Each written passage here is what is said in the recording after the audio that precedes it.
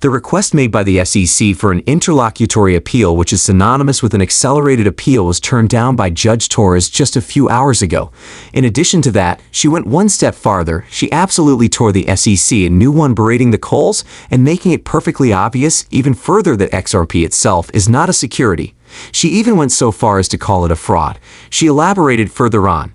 Consider this in light of the fact that she did seize the chance. It should come as no surprise that she is not a supporter of SEC. She is aware of the fact that the SEC is not acting in good faith in its operations, and she went ahead and did what the attorney Deaton anticipated she would. First of all, this appeal request should be denied, and second of all, the judge should take this as an opportunity to further elaborate on the concept that she presented in her judgment that took place on July 13th, which is that XRP itself is not a security. That is precisely what transpired in this situation. This is a powerful manner of expression. Several members of the XRP community who are attorneys have provided us with their perspectives. Amongst the attorneys include Jeremy Hogan, John Deaton, Bill Morgan, and Fred Rospoli.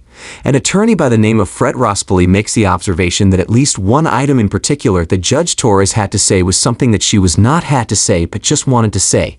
Now that it is untethered and unshackled, XRP is the only large cap coin on the planet that has legal certainty within the United States. This makes it unique among cryptocurrencies.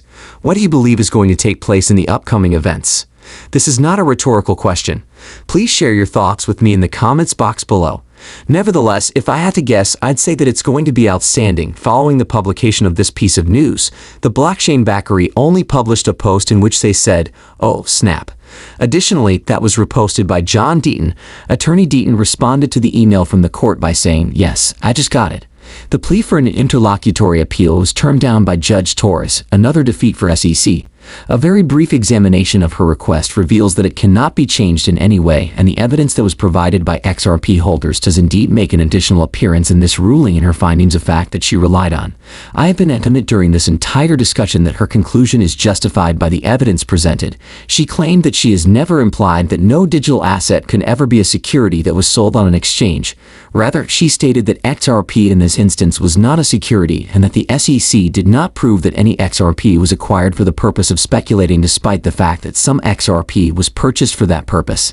Keep in mind that the SEC was relying on an expert who ended up being disqualified on that very point and who contributed to the success of that XRP holders were responsible for this. As a result, it is not surprising that he is making reference to the specialist. It was probably the seasoned Patrick Doody speaking there. Every time I consider that, I feel as though I am 5 years old again. There's this idea of purchasing XRP with the expectation of profit because that's a prong of the Howey test. So there was always this idea, and some people, especially with the cases going on before XRP, adds legal clarity. But in order for any asset transaction or plan to pass the Howey test, which would indicate that it is a security, you need to fulfill all of the Howey test's prongs. Only then would the test be considered passed. Due to the fact that this does not pass the Howey test, we did not have any reason to feel guilty, dirty, wrong, or that the SEC was in the right just because we bought XRP in the hopes that its value would increase in the future. This does not satisfy the requirements of the Howey test. That was never a problem at any time, and Judge Torres is well aware of this fact, as evidenced by the fact that she makes it abundantly clear in her opinion. In point of fact, why don't we go into some of this?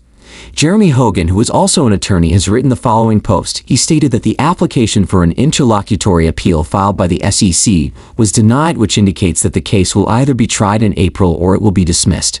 Because of this order, the judge was able to explain several aspects of her judgment in greater detail, which made it significantly more difficult for the SEC to prevail in their appeal. A catastrophe for the organization. As we get through this, you will see what I mean. The Securities and Exchange Commission does not really have a good move to respond to this. They are in a terrible bind. They have brought this upon themselves by overstepping the bounds of this reprehensible and odious agency, and now they must suffer the consequences of their actions. And so, in light of that, the following is a portion of what the Honorable Judge Torres wrote as relayed by the attorney Hogan.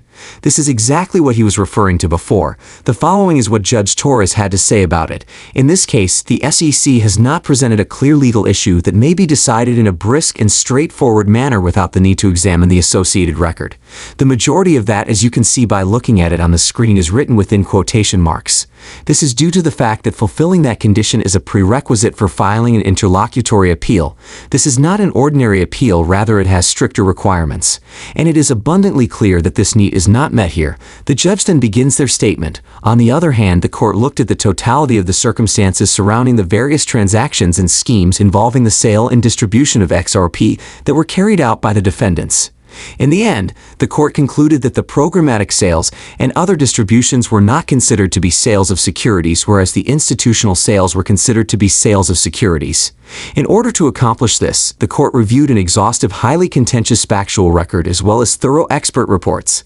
For instance, the SEC's Rule 56.1 statement references almost 900 exhibits and contains over 1,600 alleged facts, many of which are contested by the defendants.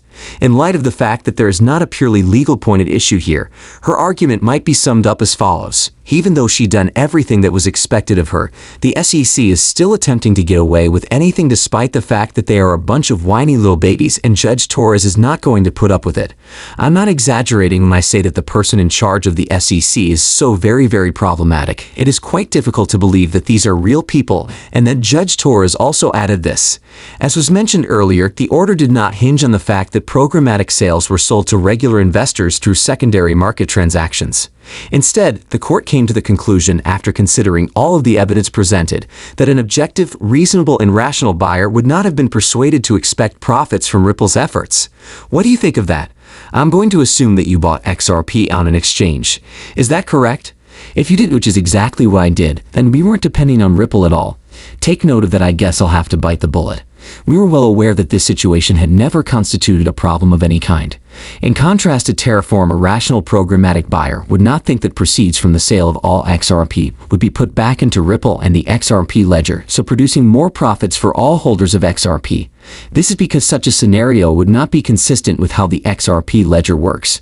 In a similar vein, the undisputed record makes it abundantly clear that the majority of Ripple's most important promotional materials, such as the Ripple Primer, in which it is stated that Ripple hopes to make money from XRP if the world finds the Ripple network useful, and the Gateway's brochure in which it is stated that Ripple's business model is based on the success of XRP, were only distributed to institutional buyers and not to programmatic buyers more generally.